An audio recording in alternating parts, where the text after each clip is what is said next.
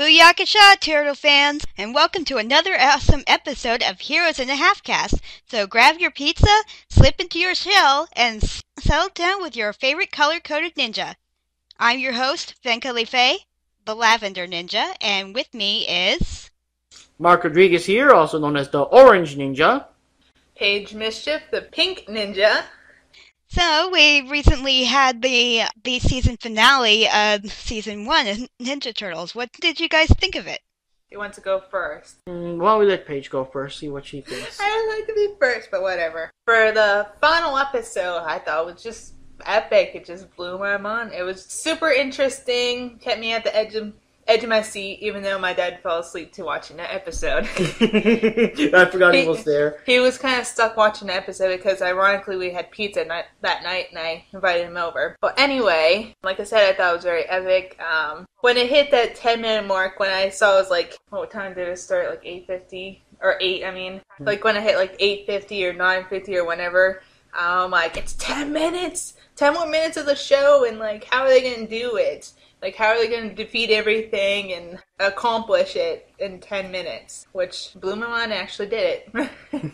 They actually defeated the Technodrome, saved April, all that snazz. Yeah, even though they're hinting the Technodrome will definitely come back next season. So it's down, but not out. Yep. Oh, me and Mark would agree with this one. The Technodrome... Whenever they first announced at the beginning of the show that the Technodrome is coming, I'm like, oh my god, did they just say the Technodrome? I went, oh my god! But whenever we first saw, I'm like, eh. Yeah, it was fairly lackluster for something that's like supposed to be the Teenage Mutant Ninja Turtles equivalent of the Death Star. Yeah, well, I kind of just like I missed the 80s cheese of the Technodrome with the eye and the treads. I was kind of like expecting the one in Turtles Forever. I mean, yes, it sort of like tries to combine the two, but It basically looked like the one from Turtles Forever, kinda, sorta, just more scaled down. I just can't say much about that. I never watched the 2003 version, so I can't compare the two. I can only compare the 80s and the current one. Yeah. Well, I liked the season. I mean, I liked the episode. It was pretty intense.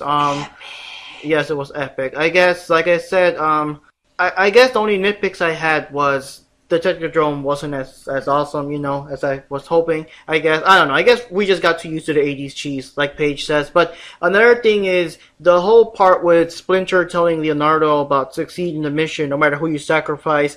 I think it would have worked out a lot better if you only did like near the end of the episode and not the first time. I mean, it was a little. Like, it took away from it doing it twice within the same thing, Yeah. Like, I know that's, like, supposed to be, like, a precursor to the stand or fall as a family, like they had in the 2003 series. What did you think of that? Do you think it was kind of repetitive, how he sacrificed himself at the end of part 1, and then again at the end of part 2? That was kind of like, I don't know, I mean... I didn't think... Well, yeah, I mean, and you kind of see, like, Donatello protesting the first time, and then the second time it's Donatello and everybody else. Yeah. I feel like there's something else that we're forgetting that we said in our review. I feel like there's something else that we... Well, of course, we do have... Well, I don't know about the dislikes, but we do have, of course, the epic reveal that we've all been... waiting for and mentioning a lot is how Shredder finally told Splinter that Karai is Miwa. Oh yeah, we did. Oh yeah, that! He is a douche. That is... He is a Duschenheimer! I mean, the way they did it was so perfect. The way Splinter was actually gonna kill, and that's a big emphasis, he was actually gonna kill the Shredder, not just defeat him or knock him out. He looked like he was really gonna dive in there and cut his head off or something. And then Karai defends him and everything, and she's like, don't hurt my father. And the moment Splinter, like, recognizes who she is, Shredder's like, oh, in the background. That's just so perfect timing. Yes. Well, like I keep saying, the Shredder just wants to crush Splinter. He doesn't simply want to kill Splinter, he wants to crush Splinter. That really definitely will crush your soul when you find out your daughter's on the enemy's line. Yeah, it makes me hope that she's redeemable at least sometime in the future. Yeah, the only thing, of course, is that she's been raised all that time, So that's so... gonna be a long. I don't think it's gonna happen. Yeah, because whenever they tell her or try to tell her, she'll just think it's lies, lies, you know. Yeah, maybe someone would show her that picture of her as a baby. Oh yeah, I forgot about that. They have to Yeah, do but that. still think Photoshop. Not really. It was Photoshop! Well, Donatello made it look like an old photo. So don't believe them. Don't believe them. That photo was photoshopped. You could do anything with Photoshop, I swear. I don't think Donatello is a digital artist, though. Well, he can build things, and I don't know. Yeah. So what were your thoughts then on the finale? I definitely loved it, and the part I liked best was the part everybody else was looking for. The fight with Splinter and Shredder. I forgot to mention, this is the first time we've ever seen Splinter actually run around and stuff like a real rat, like if he was a giant rat. We've never seen that any time, I don't think. Yeah, like the other times it's like, yeah, he uses his sense of smell and sense of hearing, but that's pretty much it. He might as well be a man. In a costume. Oh, goodness. The man behind the mask, Splinter. I did like that whole bit with him being covered up like a Jedi hood thing, sneaking in and beating up all the foot ninjas and everything. But, we've sort of seen animalistic aspects with a lot of the mutants as of late. Like spider bites, he spits webbing and corrosive venom. Yeah, that's true. And of course, Dog Pound has a good sense of smell. Some episodes show that. And he barks like a dog, literally. And Fish Face, he's like literally a fish out of water. Yeah, that's the thing that's... poison spikes. Oh yeah, he had poison bite. I forgot about that. Bite? Yeah, he bit Raph. Well, and he I don't got think I ever poisoned. watched that episode when he actually got his legs. He just told me about it. That Oh, he yeah, that's his right. bite's poisonous. But I never saw that episode yet. That's the thing that really sucks about Fish Face. He's literally just a giant fish with arms, and that's it. He needs all them extra devices, because compared to everybody else that turned more humanoid, he's just basically a giant fish. Well, that means he's probably more lethal in the water. And yes, but that means that if he's in the wrong place, a fisherman could be bragging about the news how he caught the biggest fish ever with photos and everything. You know, I mean, of course that is if he ever lost his devices and everything, you know. Well, like Dog Pound jokingly said, maybe one day the master will be ready for sushi. Yeah. But on other things, yeah, it was a pretty good episode. And like Paige said, I mean, there was just so much stuff going on in those last 10 minutes. I don't know how the hell they were going to wrap it up. I was really downing it, honestly. I was doubting that they were going to finish. I'm like, Mark, they can't finish. It's only 10 more minutes. Like, I know. And then all the commercials, too. It's like, SpongeBob, stop eating away the turtle's time. Yeah. The ending did come across as a bit rushed, but it was still good nonetheless. Yeah, some episodes do that. Some shows have, like, the endings rushed. I guess I've heard people in the Technodrome, some of them are kind of complaining that they should have had a little extra, I don't know, a minute or so of everyone being sad that Leo, quote-unquote, died before he just came up. Here's like they just barely had the time and boop, there's Leo. I'm okay, guys. Yeah, I think they were emotionally in shock that even happened, because I had a friend who died about 4 years ago, and I didn't start grieving for her right away. Instead, I sat looking at my instant messenger as if expecting her to pop up and say, "Oh, you're such a dork, Venka. I can't believe you actually thought I was dead." Oh, yeah. Well, we're sorry to hear that about your friend. Well, any last thoughts about the finale? I think we pretty much covered it until we start talking about it later. And then we'll remember stuff. Yeah, well, the only thing I do think is they never really explained what was the deal with April that much. Yeah, that was a bit of a cop-out, like saying that she was a psychic the whole time. I mean, it would have been cool if they had just said, like, "Oh, you're a neutrino," and then we spend the second season, like, trying to learn what a neutrino actually is. Yeah, because the thing is that, well, the only nitpick was that one episode where that Krang water, which is like acid, I guess, fell on her arm and nothing happened to her.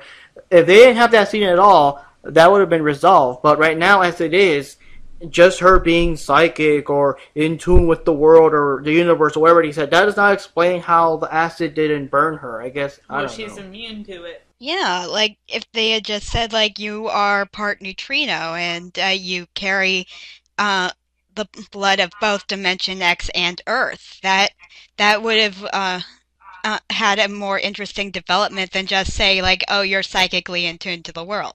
Yeah. And another thing is, Paige just remembered what a neutrino was and it's making her laugh. Okay, don't. Okay, I don't know what to think of April's father staying there. It looks kind of weird now, because I guess, I don't know, she's gonna go out and help the turtles as long as she does her chores first or something. I don't know. Yeah, I think she probably might actually be living on the surface now since the Shredder has no real need for her except maybe as bait, and the Krang are going to be less of an issue for a while. Yes, because So as far as they know, they're gone for good until whenever they come back or something. Well, we don't know how many were in TCRI, so they are sure there are some leftovers. But yeah, as far as Krang Prime is concerned, they are pretty much assuming the big bad Krang is gone. Yeah. Applaud to Roseanne. Applaud to Roseanne. Half speaking human, half speaking Krang. Okay, well, I guess now's a good time to kind of follow up with our expectations for season 2. I was surprised that so quickly, I mean, right away they put a big commercial for it, like to really get us going. Yeah, like it looked awesome, but some of it seems a little weird, like Mikey having someone's underwear for some reason. Yeah, that's I don't know. We have to watch the episode to know what the hell that was about or where the hell we even got them. Or that weird Krang droid thing that had cannons in its ass. Yeah. No, hon. What the heck was it? It's like something I It was... said butt rockets. No. I think I was joking about like something about nipple rockets or something. My dad, like I said earlier, my dad was there. I was going to be like, Mark, he's going to have nipple rockets. I didn't want to say it out loud because my dad was there. And then 5 seconds later, the butt rockets. Well, butt cannons. It had cannons in its butt. It was weird though. It kind of looks like, was that Krang Prime on it or something else? It wasn't Krang Prime. It was just a regular Krang on a weird thing that looks like half mutant, half robot. Or like a giant gorilla thing. I just thought the nipples were going to like Oh, yeah. Oh my god. I don't even remember the commercial anymore. I forgot everything about that commercial for this. But we at least know that Casey Jones is going to be in it and Mutagen Man's going to be in it. Yeah, so that means Timmy is going to be a bad guy. They better give a damn good reason why or how or How what. is he going to escape? Because Donnie has him in his lab. Which reminds me, you should have had a little scene of him in there somewhere in the background, whatever. Yeah. Timmy's forgotten. No one cares about Timmy. And that's the thing. If you notice I'm sorry. Yeah, you first. Well, if you notice, none of the turtles, separate Donatello, really gave a crap about Timmy. They would all treat him bad or not care or make They used him. jokes at his expense and stuff. Don was the only one that felt bad for him. They used him, especially whenever he was inside. He was on the inside of the foot soldiers that they didn't care too much. They kept making him do it. It reminds me like the internet memes. It's like but Timmy might be killed and nothing of value was lost or something. Like they don't care, Bad you luck, know. Timmy. Like looks like we're gonna need another Timmy. Yeah, it's like maybe if they had a scene in the finale with like maybe the foot soldiers invading the lair and maybe grabbing Timmy or whatever. I don't know because I don't think that whole suit thing was Donnie's design. Yeah, I don't know, because if you look carefully, the arms and legs are kind of goopy too, so maybe they just grew out or something. I don't know. Yeah, maybe he decided to function on his own. Maybe like the turtles went, like let's say they go off to fight the Foot or whatever reason, something, and he's like alone long enough. He experiments on himself, and like I guess he tries. No, he wouldn't. Well, I mean, he tries to like escape from the containment thing he's in, and he finds out that the ooze that slips out, he can form it into arms and legs, and he can escape or something like that. I don't know, because he's kind of retarded. No, yeah, but I don't. He's know. not the most brightest light bulb in the bunch. Yes, he's not, but I don't know why he would become evil. That's just, I don't know. Yeah, they were saying like he serves the Krang for some reason, so maybe that's something to do with the mutagen. Maybe now that his mind is mush. I don't know. At first, whenever he first mutated, he was like, "Grr, I'm gonna kill you all," and then at the end, when Donnie's like, "We're gonna take care of you. We'll take you home, and we'll try to figure out what happened." He's like kind of like sad looking. Sad looking, but I don't know. Whatever happens in the second season. And like I said, even right there, Rap's like, "Yeah, keep him in the lab, so I don't have to look at his face." You know, it's like, geez, guys. Yeah, it's like, we'll let you keep him. Like he's a pet that followed Donnie home. I was just about to say that. Okay, expectations of the second season? Mark? I don't know. More action. I mean, I don't know. I would expect the Krang to be downplayed some to at least give the illusion that they're quote unquote dealt with until maybe halfway through the season you'll see that, oh my god, they're back or something. You know, maybe play up more the foot now. I guess because it's kind of like, where do we go from here? Because the next thing. I would think the next thing would be to somehow get Karai back, because Splinter now knows who she is and everything, so that should be their mission. You know, but you know how the show is. The show has the bad thing that if it's not about Karai, they're going to completely forget all about her until whenever the next Karai episode pops up. But I would think that should be their next recourse, is to try to get Karai and defeat Shredder, since they would think that, at least for now, the Krang has been dealt with. Yeah. But then again, with the first episode, apparently, there's going to be a situation where all these vials of mutagen are scattered throughout the city, and that's going to be their main goal, which is to try and get all those vials of mutagen so that people don't get turned into mutants. And, of course, that brings in a whole slew of mutants. Oh, yeah, I forgot about that. He did say that they were going to do that. I think the New York Comic Con announced that. But it'll be weird. It's just, and I don't know, all these characters they're going to probably bring in all these mutants. I just hope they don't forget about the other storylines they have with all these new things they're going to be showing in there. Well, we definitely know Donnie was right when he said the mutagen would turn you into a puddle of sludge on the sidewalk, which, of course, is what happened with Mutagen Man. But what if Mikey was right, too? I forgot what he said that time. Oh, that he becomes a super mutant? Which could be foreshadowing for the Good Genes arc if they decide to go that route. I don't know. It's downplayed some. Just don't do it like Red Sky with that was horrible. Oh, yeah. But it is true, though. We've never seen mutants attacked by mutagen to see what happens to it. That would be interesting if someone mutated into something else. Like someone was already a mutant, now he became a mutant something else. Well, that would mean that it would have to be like mutagen accidentally fell on them, though. Because, you know, like with the 2003 series, when during the Good Genes arc, Donnie gets infected with this ooze sort of substance, and at first it seems like he's getting a cold that lasts for months, and then he suddenly transforms into Toka. Well, my memory was bad. Didn't he get stung by a giant mutant bug or something? Yeah, which was a human infected with the mutagen and combined with a cockroach. Oh, okay. Yeah, because I remember seeing some episodes with him having like the bruise on his arm or something before it took effect and all that. No, yeah, he had like a bite on his leg, which apparently didn't heal for weeks.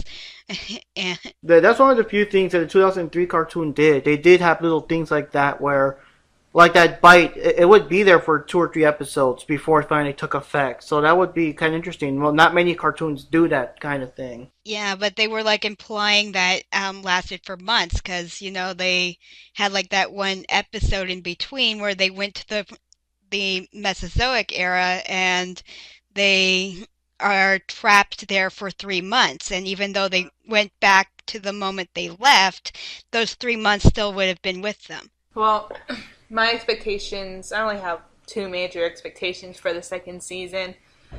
I was thinking, like, you know, since Casey's coming back and there might be something between Casey and April, but who knows with that. I was thinking like Donnie may be defensive, or it might be very protective, or even might have to be like, I must do better than Casey, or be competitive with Casey, even though Casey probably won't notice or not care. I can certainly see Donnie stepping up his A game, or certainly getting a little more pushy towards April, and it wouldn't be. And it's sort of like my theory that the Donnie, Casey, and April triangle is going to mirror the Splinter, Tang Shen, and Shredder triangle. That'd be interesting if Splinter actually brought that up or something. Like maybe notices what's going on and says, "My son, this is not a path you want to follow," because like. Unlike Hamato Yoshi, Donnie has more to lose by following that. Another thing is that, I don't know, just kind of, I mean, I know they did it for a joke, but it does kind of suck how they went through the whole first season with that kind of thing, and for it to really go nowhere, and for April to, I guess, like Casey better. I don't know, because, well, Casey just looks too crazy and hardcore based on what we've seen for April to even like that kind of person. But you know, cartoons are, they might do that whole thing where April's the only one that sees the nice guy inside and stuff like that. But I don't know. I don't know how attracted she would be to Casey in the at least at first. I mean, she initially doesn't really like Casey. She finds him like repugnant in many cases, and then gradually grows to like him as the series progresses. Yeah. Yeah, that's basically right. That's basically what the first movie did in a nutshell. They were arguing at first, and then they got along later. And then they're sort of like a married couple the rest of the time. The other thing is, well, we already talked about it with the whole Splinter and Karai thing. Like, well, how are they gonna convince Karai that Splinter is her real father, blah, blah, blah, blah, stuff like that. We already talked about it, but that's why I'm curious about how they're gonna do all that plot line. Yeah. It would be interesting if there was like some scene where, I don't know, where the Turtles, it's like, we know Karai will be in this spot tonight, let's go take her down for good, and Splinter wants to stop it without like saying why or something. I don't know. Well, I think he might be forthcoming and admit that Karai is Miwa at some point in mid-season. Yeah. Or for the next season finale. Well, he reveals that. I can imagine that Karai's like, I don't know, doing something to April or something, and Leo's gonna deliver. Well, okay, maybe Raph's gonna deliver the killing blow, and Splinter out of nowhere. No, that's Miwa. What? Has he told about the family? So they wouldn't know anyway. No, but that's why yelling out like that moment or something. That would be like an epic surprise. Yeah, but then never mind. I think I know what you mean. But then he was like, "Who's Miwa?" No, well, they would know that, just not that's Karai though. Yeah, do they know? Yeah, the whole backstory of him. He's probably told him 1,000 times by now, and he's got the picture in the wall and everything. That's another thing. We do hope that other characters like Rat King and them come back. Well, apparently he's supposed to show up in the movie in the scene that has Ice Cream Kitty. Ice Cream Kitty, like, jeez. Yeah, that's one thing Paige does not like about the cat turning into ice cream.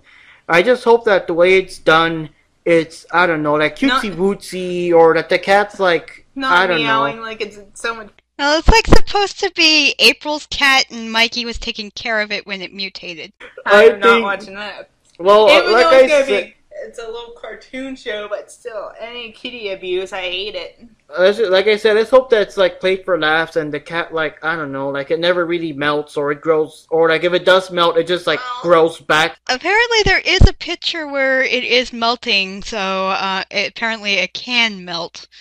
But I mean, you know, respawn its lost ice cream. I don't know. Well, I mean, like, whenever it's mutating into the ice cream, I don't care if it's already into an ice cream. Well, I don't think they would show, like, that kind of, that degree of violence in the kids' cartoon. You know how badly they sound when they really get mutated? Like, I don't hear, like, a cat go, meow. Oh, shit.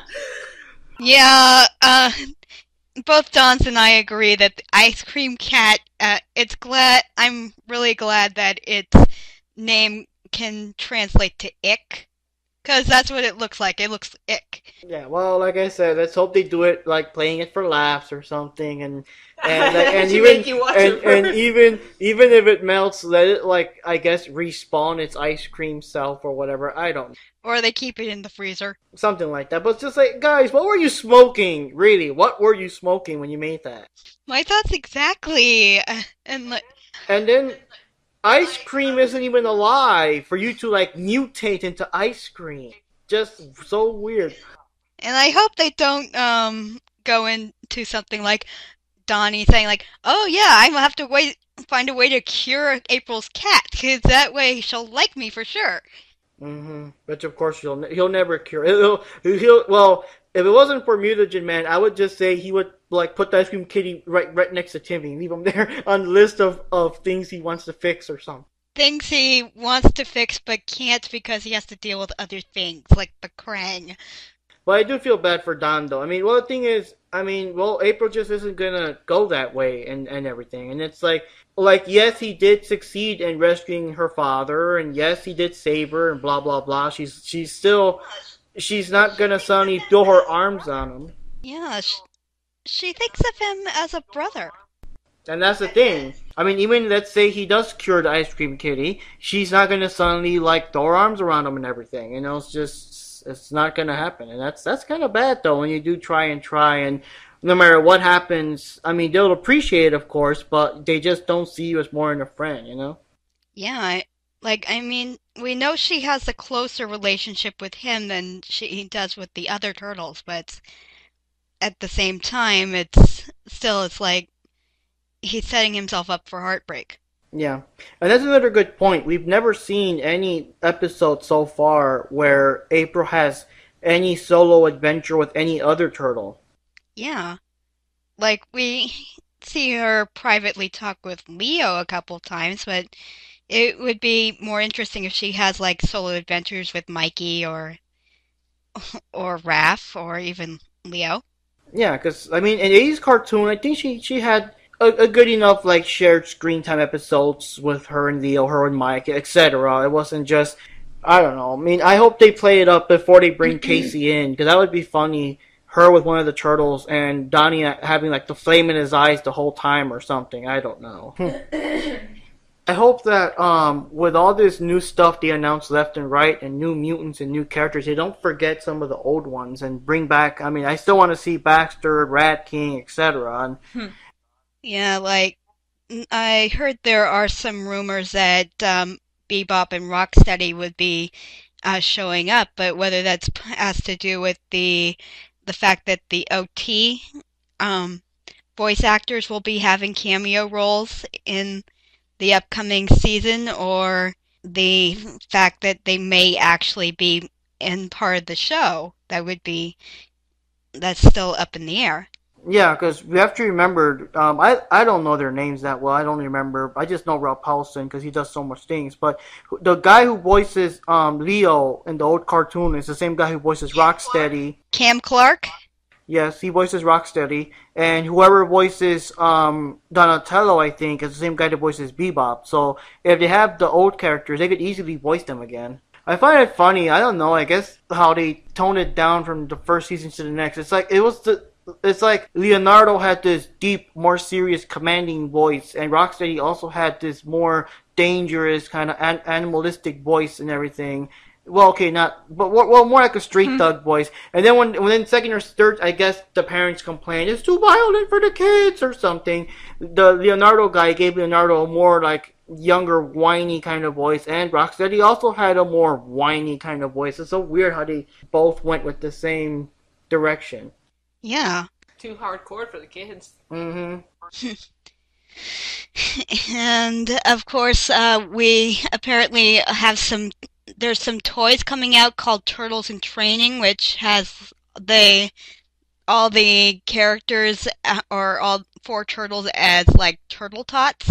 Oh jeez. I really, if they must go there, don't make it as crappy and corny like the 2003 cartoons. I hated the Turtle Tot episodes. Well, with the toys, you see Mikey, Leo, and Raph all with training versions of their particular weapons, and Donatello is the only one with no weapon at all. So that may be a flashback and weapon origin.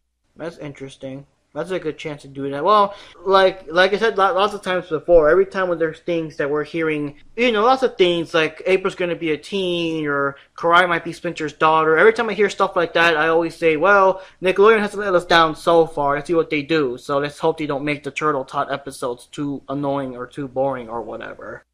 Well, if Donatello has no weapon, maybe that's a origin as to how Donatello got his bow staff. That's true. And I can imagine it being very painful to know your brothers all have weapons and you haven't found one for yourself yet. Yeah, but I wonder, that would be hardcore if they all had their red masks or something as kids. But they probably won't do that. No, they don't have masks at all. They don't have any of their gear. They just have training weapons. That's interesting. Now, what is this? Like the action figures are coming out like that, so they might, the cartoon might have an episode or two based on that. Like what? They had something like that before? Yeah, 2003 cartoon had episodes when they were little kids. Oh, jeez. Like, growing up and stuff. Flashbacks, stuff, of course. But yeah. Jeez, it's kind of... Yeah, but at least they would bring it in for a legitimate reason, like they did with Tales of Leo, rather than the other flashbacks where it's like, oh yeah, we conveniently brought this robot in from the future, and oh look, this is a robot we thought was a toy back when we were kids.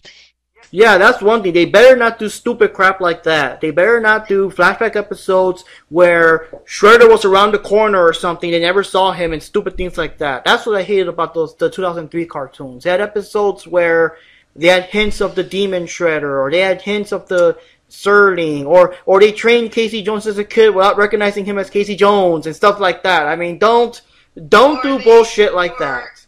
Or Donatello and Splinter arrived back in the time where they were first mutated, I guess. Well, yeah, but that was a time machine thing. I just mean as kids. They better not make it like that the turtles get stuck in the nursery and it just so happens to be a nursery where Snakeweed as a human used to be or some crap. Don't mix up the characters or do weird stuff like that, please. Yeah. Because it just makes the characters look very stupid in hindsight. Like, they didn't recognize Casey Jones as the same kid they trained. Or, Casey at least should have recognized their fighting style and said, it's like, hey, you guys seem familiar. Like, these weird green guys look like the same weird green kids I saw sometime before. It's like, jeez. And I hope maybe if they did go having child versions, maybe Nick would even have child actors play the characters, because I always thought it sounded a little weird having the adult voice actors kind of childizing their voices.